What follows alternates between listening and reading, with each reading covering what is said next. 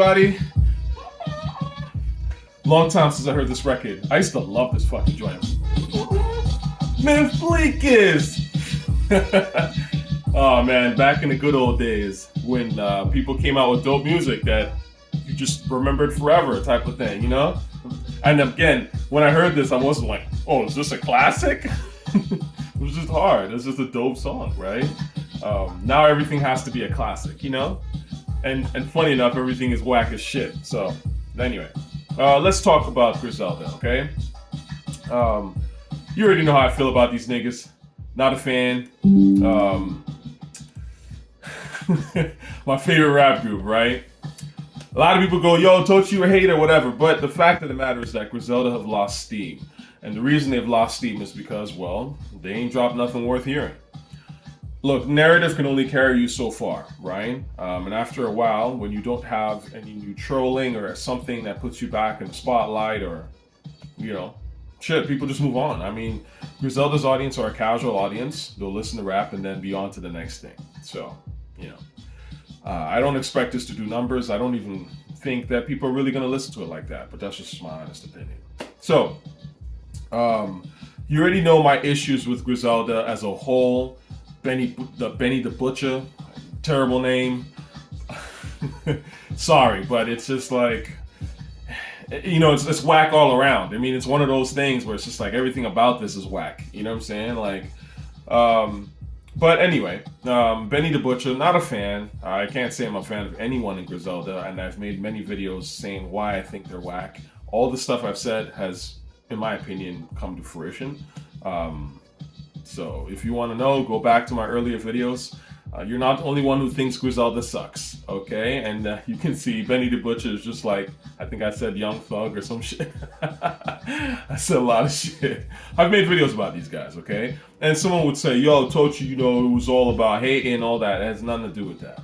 You know, at the end of the day, right, if you are marketing yourself as the return of real hip-hop and you're talking to a, you know, Mr. Hip-hop dude, and I'm listening like, yo, this is garbage, I'm going to have something to say about it because I think you're fucking up the game, to be honest with you. And I think that you're not coming out with something that really, you know, gives hip-hop that boost that it needs, that shot in the arm, right? You're just watering it down further. Why the fuck would I want that? I love the culture. Anyway, got some notes here. I would say that with Benny, my main issue with Benny the Butcher as a rapper, again, forget the production. As a rapper, it always comes down to, obviously, the vocals. Because to me, vocals are the first and most important thing that an MC brings to the table. I don't like Benny the Butcher's delivery. I never will. Okay? Because at the end of the day, it's not what you say, it's how you say it. That's like I would say 80% of what makes a rap lyric dope is how the person said that shit. And then the other 20% is what they actually said. Okay? So when you have someone like Benny the Butcher whose delivery is terrible, and he has this instantly forgettable type of vibe to him. He's trying to be like tough a little bit, and even a little smooth, but it's just boring and lacks sort of energy and it's stiff at the end of the day. It's just forget that shit. So the problem with Benny is obviously the flow is trash and then the lyrics are trash. So that's a double sin, right? It's J. Cole shit, honestly. J. Cole has better bars, by the way, actually, than Benny the Butcher. I think we can all kind of agree on that. Even though, again, I don't listen to either of these niggas. Let's go track by track, okay? So, Jermaine's Graduation. So, you know, the piano comes in, it's like a stirring beat, you know, as they would say, S-T-I-R-R-I-N-G, stirring, you know, it's supposed to sort of like, you know, bring up some emotion in you. It sounds deep, but the beat is really not that great. It's vocally, of course, is the same old stiff Benny, it's pretty boring. And the truth of the matter is that if dude is starting off this record spitting all this shit I literally don't remember anything he said in the song at all. That's not a good sign, you know. Also, I really can't take a rapper seriously who calls himself Butch. Like, the whole time I'm thinking, Butch a lesbian? Like, like, what is this? All right, number 2. The beat of Braun sounds weak already. It's trying to do too much. And you know, it's funny because right away I was like, oh, this must be a Hit Boy beat.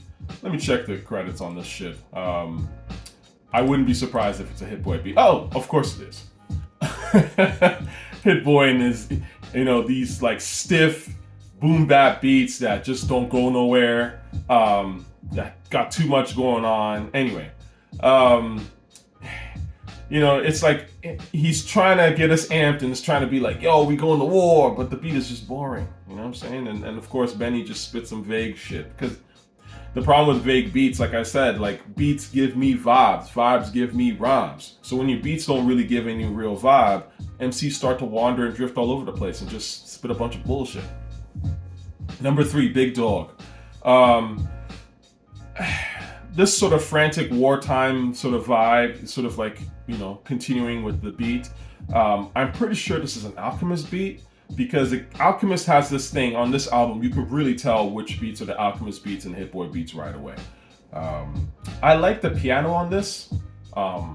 It's almost like a RZA type of thing going on. I'm not really feeling the drums, and this has kind of really been an issue with me with Alk for like more than, I mean, it's probably going on like 10 to 15 years now. I just feel like Alk's drums have fallen off. I mean, his drums were never like amazing to begin with. They were good, you know, they fit at least, you know. But I think his drums have really slipped. Like a lot of producers, honestly, a lot of older producers, their drums have slipped. So I'm not really feeling the song at all. But I will say that Wayne sounded better than Benny on this. And you already know how I feel about Wayne, so yeah. I made a video about Lil Wayne sucks. So if that's how I feel about Wayne, imagine how I feel about Benny the Butcher. Now, moving on. Number 4, Everybody Can't Go. Right away, this overly sentimental, sort of like stiff chipmunk vibe, that's Hit Boy. I can tell.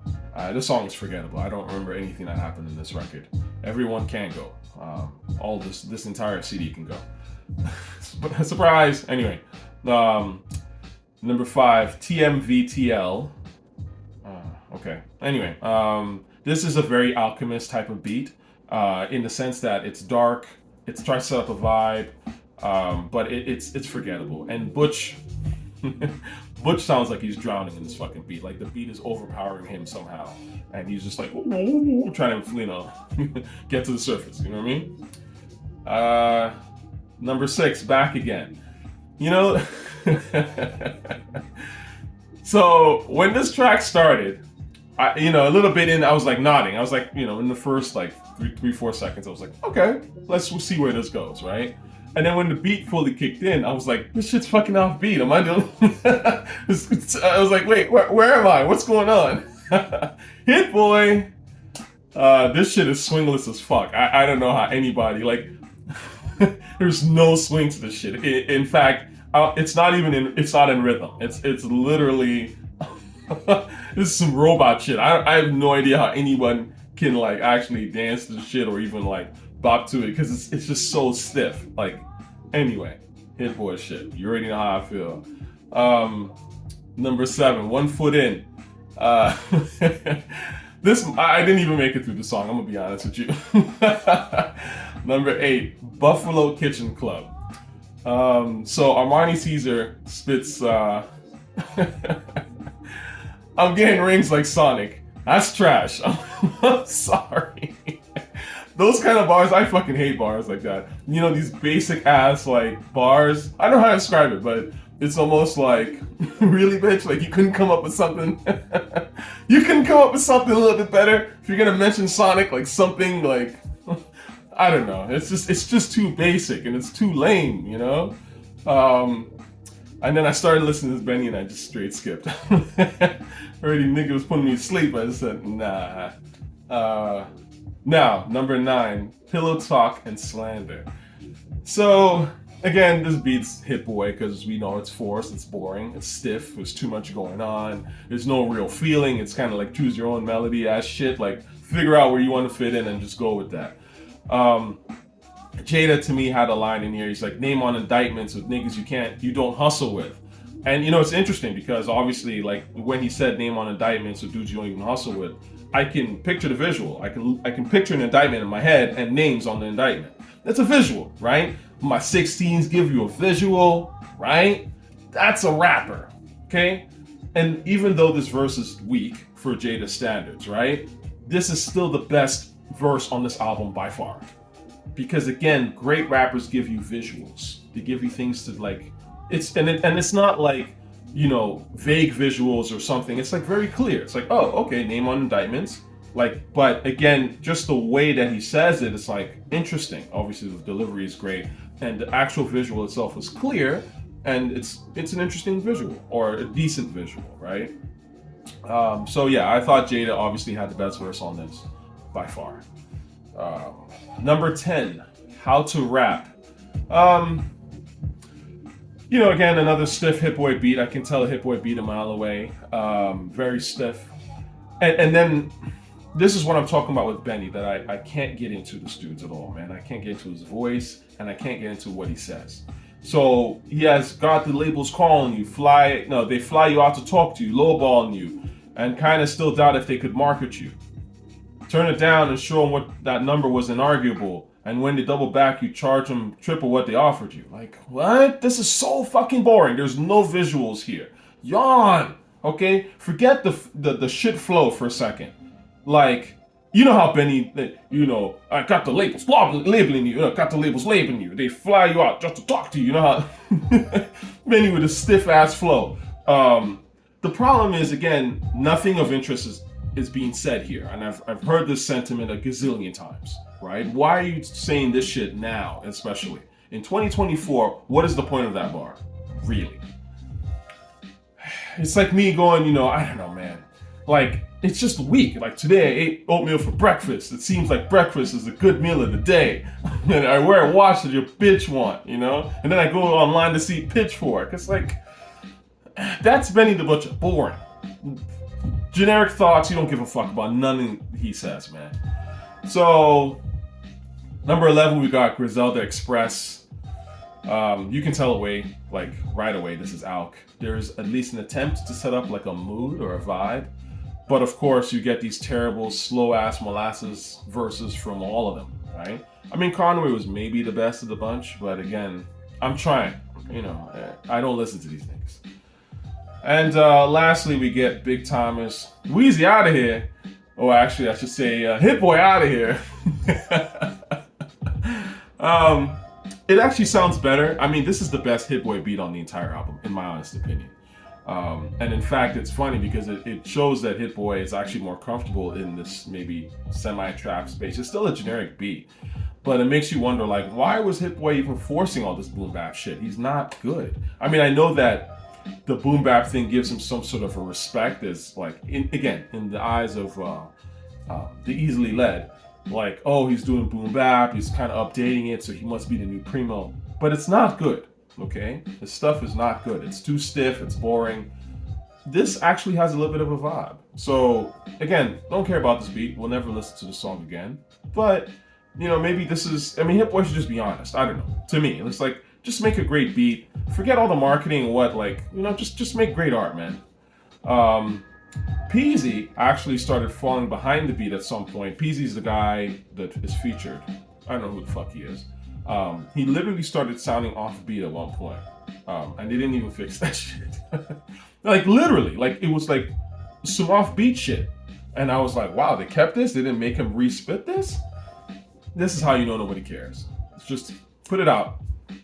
I would say my final thoughts on this, obviously I didn't care for this album. I hate to disappoint you if you were expecting I was going to feel it. Again, it's not hate, it's just like, this shit's boring. You can tell right away which producer made what. Alk is a stronger producer than Hit Boy always has been, probably always will be. I didn't like any of the Alk beats here, but I will say that Alk's beats at least attempt to set up a mood, which is hip hop. I mean, at the end of the day, you listen to Primo in the background right now. That has a mood, okay? It has to give you a singular mood, a feeling that you get into that's hypnotic and addictive. And then you spit your shit, right? Hit Boy's beats are too all over the place, too stiff, don't really get you moving, and that's a problem, right? There isn't really a singular vibe. Alk, on the other hand, will give you a singular vibe. The problem with Alk's shit is that, I would argue it's a little too dark. It's a little too, like, it's a little bit too boring for me. I mean, I know it's like, oh, this is dark, but it's just like not that interesting. It's like subdued. That's the vibe I get from Alk, honestly. It's like subdued, and then of course, like I said, the drums are trash, and the drums are huge. Drums and bass in hip hop are huge, right? Like right away, if you're not feeling the bass and the drums of a record, it's over. I'll tell you something, man. My neighbor, just a couple of hours ago, was listening to Girls, Girls, Girls I Will Adore, right? I didn't hear a word. Like I couldn't even hear the actual song. Just by the bass alone. Just by the way, like the bass of Girls, Girls, Girls. It's a very specific kind of bass, right? There's no real hip hop record like it. I mean, it's also a famous Jay-Z record. But what I'm trying to tell you is that hip hop is genius, and number two, it's like these songs are supposed to be distinct. Okay, Alk has this sort of template of beats that he's been doing, I would argue, for the last like 10 to 15 years, where you can't really tell the difference between, let's say, Griselda Express versus Hova 97 versus all the other. It's the same type of bass, it's the same type of beat, right? The drum, and it's boring. Okay, my thing is, again, switch it up. Again, if it works, but it doesn't work. That's my problem. You know what I mean? I'm not one of those people that says just switch shit up just to switch it up. My thing is, if you have something that works, keep doing it, and then just kind of update it with the times. And then if you have something that doesn't work, switch it up, right? So those are my final thoughts. If you enjoyed this album, let me know. Obviously, you already know how I feel about Griselda. And I think their run is pretty much over. I mean, it was over already. I think pandemic definitely kind of killed a little bit of that. But again, like I said, these guys have had, thousands of songs? It's thousands now. Probably going into the 10,000 range, and none of them hit. Not one fucking classic. You guys have been recording for like 20 years. Not one hard, like one definite, yo, this record's crazy. This is an amazing rap record. How the fuck are you still rapping? I mean, who's going to be interested in that kind of shit? Not me. I don't give a fuck. Peace.